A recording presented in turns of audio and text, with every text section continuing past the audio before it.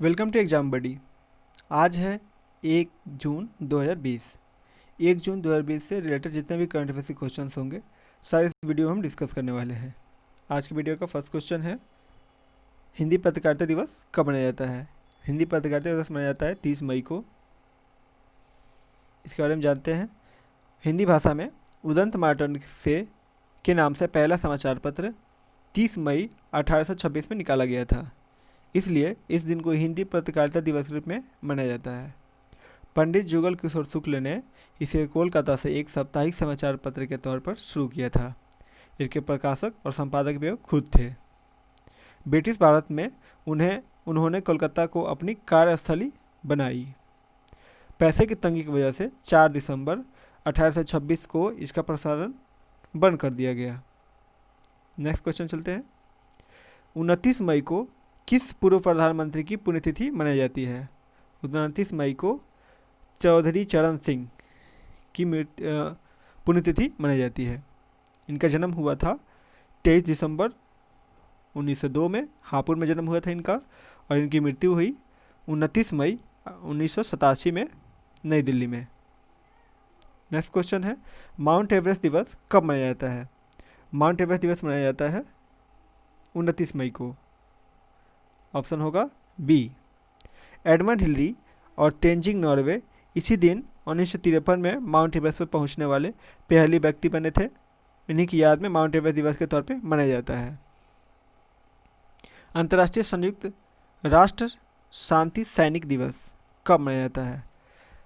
तो अंतर्राष्ट्रीय संयुक्त राष्ट्र शांति दिवस मनाया जाता है 29 मई को। ऑप्शन नंबर सी होगा। विदेशी निवेश बैंक जेपी मॉर्गन ने दक्षिण व दक्षिण पूर्व एशिया क्षेत्र का चेयरमैन किसे नियुक्त किया है। तो जेपी मॉर्गन ने अपना चेयरमैन नियुक्त किया है लियो पुरी को। ऑप्शन नंबर बी होगा। लियो पुरी इससे पहले यूटीआई एसेट मैनेजमेंट कंपनी, जो कि एक म्यूचुअल फंड कंपनी है, के सीईओ रह चुके हैं। इसके अलावा दक्षिण व दक्षिण पूर्व एशिया के लिए मुरली मैया 2021 की पहली तिमाही से नए मुख्य कार्यालय अधिकारी होंगे और वह एशिया प्रशांत के सीईओ फिलोरी गौरी को रिपोर्ट करेंगे। जेपी मॉर्गन के ग्लोबल सीईओ है जेमी डीमन और इसका हेडक्वार्टर न्यूयॉर्क यूएसए में। विश्व पाचन स्वास्थ्य दिवस कब मनाया जाता है। वर्ल्ड डाइजेस्टिव हेल्थ डे मनाया जाता है 29 मई को। इसका ऑप्शन होगा डी। इसके बारे में जानते हैं। हर साल इस दिन को वर्ल्ड गैस्ट्रोलॉजी ऑर्गेनाइजेशन द्वारा मनाया जाता है। पाचन तंत्र पोषक तत्वों को छोटे छोटे भागों में तोड़ता है ताकि शरीर ऊर्जा, विकास और कोशिका की मरम्मत के लिए इसे अवशोषित और उपयोग कर सके। इस दिन पाचन संबंधित व विकार की रोकथाम, निदान, प्रबंधन और उपचार के बारे में लोगों की जागरूकता बढ़ाने के लिए मनाया जाता है। डब्ल्यूएचओ की स्थापना की 45वीं वर्षगांठ को चिन्हित करने के लिए साल 2004 में पहली बार इसे मनाया गया था। केंद्र सरकार द्वारा जारी आंकड़े के अनुसार वित्तीय वर्ष 2019-20 में की चौथी तिमाही यानी कि जनवरी से मार्च में भारत की जीडीपी दर कितनी रही। तो केंद्र सरकार द्वारा आंकड़े के अनुसार जो भारत की चौथी तिमाही है वो दर था 3.1%। कोरोना संकट के बीच केंद्र सरकार ने पहली बार सकल घरेलू उत्पाद के आंकड़े को 29 मई को जारी किया। ये जारी करता है नेशनल स्टैटिस्टिक्स ऑफिस, जो आता है Ministry of Statistics and Programme Implementation MOSPI के अंतर्गत। नेक्स्ट क्वेश्चन, वित्तीय वर्ष 2019-20 में जीडीपी ग्रोथ रेट कितनी है। तो जीडीपी ग्रोथ रेट है 2019-20 में 4.2%। जीडीपी का फुल फॉर्म होता है ग्रोस डोमेस्टिक प्रोडक्ट। केंद्र सरकार ने मार्च 2019 में 2019-20 की बजट के दौरान जीडीपी ग्रोथ रेट को 8.5% रहने का अनुमान लगाया था, जबकि फाइनल जीडीपी ग्रोथ 4.2% दर्ज किया गया है। पिछले 11 साल का न्यूनतम रिकॉर्ड है ये। फर्स्ट क्वार्टर में जीडीपी ग्रोथ था हमारा 5.1%, सेकेंड क्वार्टर में 5.6% एंड थर्ड क्वार्टर में 4.7% एंड फोर्थ क्वार्टर में 3.1%। वहीं आपको बता दें एक साल में 4 क्वार्टर होते हैं, यानी कि 4 तिमाही होते हैं। फर्स्ट तिमाही होता है आपका अप्रैल से लेकर के अप्रैल मई जून, सेकेंड क्वार्टर होता है जुलाई अगस्त सितंबर, थर्ड क्वार्टर होता है अक्टूबर नवंबर दिसंबर, और फोर्थ क्वार्टर होता है जनवरी फरवरी मार्च। यानी कि आपका एक फाइनेंशियल ईयर होता है 1 अप्रैल से लेकर 31 मार्च तक। याद रखेंगे, बहुत इंपॉर्टेंट है ये। अजीत जोगी का 29 मई 2020 को निधन हो गया। वह छत्तीसगढ़ के कितने नंबर के प्रधानमंत्री थे? तो अजीत जोगी छत्तीसगढ़ के सबसे पहले प्रधानमंत्री थे, सबसे पहले मुख्यमंत्री थे। अजीत जोगी के पूरा नाम अजीत प्रमोद कुमार जोगी था। 2000 में जब छत्तीसगढ़ राज्य मंत्री बने, वे 2003 तक सीएम रहे। 2016 से कांग्रेस से बगावत कर उन्होंने अपनी अलग पार्टी जनता छत्तीसगढ़ बना ली थी। वह आईएएस अधिकारी रह चुके थे। 1974 से लेकर के 1986 तक, यानी कि 12 साल तक सीधी, शहडोल, रायपुर और इंदौर के कलेक्टर रहे। अजीत जोगी 1986 से 1998 तक राज्यसभा के सदस्य रहे। 1998 में रायगढ़ से लोकसभा सांसद चुने गए। छत्तीसगढ़ में 3 दिन का राजकीय शोक है। इस दौरान राष्ट्रीय ध्वज आधा झुका हो रहेगा और कोई भी शासकीय समारोह नहीं मनाया जाएगा। बेजन दारूवाला का निधन 29 मई 2020 को हो गया। वो किस लिए प्रसिद्ध थे? तो बेजन दारूवाला एक प्रसिद्ध ज्योतिषी थे। बेजन दारूवाला अपनी भविष्यवाणी के लिए मशहूर थे। बेजन दारूवाला के बेटे नास्तूर ने उन्हें कोरोना पॉजिटिव होने का खंडन किया था। उन्होंने कहा था कि उन्हें निमोनिया था, साथ ही उन्हें फेफड़े में संक्रमण था। 36वें राष्ट्रीय खेलों को कोविड-19 के चलते अनिश्चित काल तक के लिए किया गया स्थगित। वो आयोजन किस राज्य में होना था? वो आयोजन होना था गोवा में। यह गोवा की राजधानी पणजी है, आपको पता होना चाहिए ये बात। यह आयोजन 20 अक्टूबर से 4 नवंबर 2019 तक होना था। राष्ट्रीय खेलों का आखिरी संस्करण 2015 में केरल में आयोजित किया गया था। 5 साल बाद यह आयोजन होना था।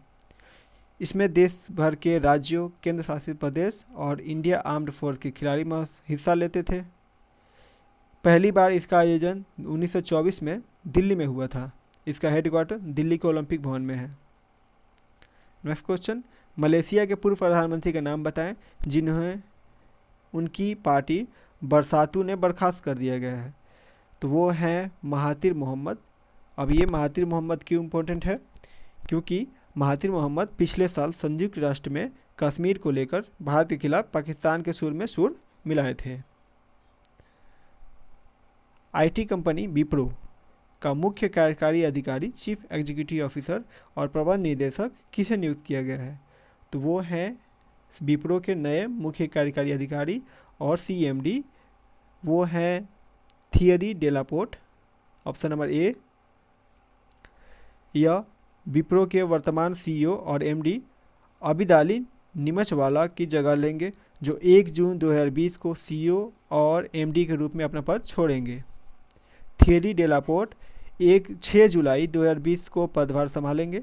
इससे पहले थियरी डेलापोर्ट कैम्पेजिमेन्यू समूह के सीओओ, मतलब होता है सीईओ का फुल फॉर्म होता है चीफ एग्जीक्यूटिव ऑफिसर, पद पर थे। विप्रो लिमिटेड के अध्यक्ष की बात करें तो वो है ऋषद प्रेम जी। नेक्स्ट क्वेश्चन, किस राज्य सरकार ने 800 किलोमीटर सड़क को हर्बल सड़क के रूप में विकसित करने का ऐलान किया है? तो वो है उत्तर प्रदेश की सरकार। उत्तर प्रदेश के उप मुख्यमंत्री श्री केशव प्रसाद मौर्य ने कहा कि 800 किलोमीटर सड़क को हर्बल रोड के रूप में विकसित करने की कार्ययोजना बनाई जा रही है। इसमें औषधीय और फलदार पौधे जैसे पीपल, आंवला, नीम, जामुन, सहजन, बेल आदि के पौधे लगाए जाएंगे। हाल ही में भारत की पहली डॉल्फिन वेधशाला किस राज्य में बनाई गई? तो वो बनाई जा रही है बिहार में, क्योंकि सर्वेक्षण के दौरान बिहार के बक्सर से मोकामा तक गंगा में 300 डॉल्फिन, मोकामा से मनिहारी तक 700 डॉल्फिन, गंडक नदी में 100 और घाघरा नदी में 50 डॉल्फिन पाए गए हैं। हाल ही में पीएफसी का नया सीएमडी किसे नियुक्त किया गया है? ताली में रविंद्र सिंह ढिल्लों को। बी होगा।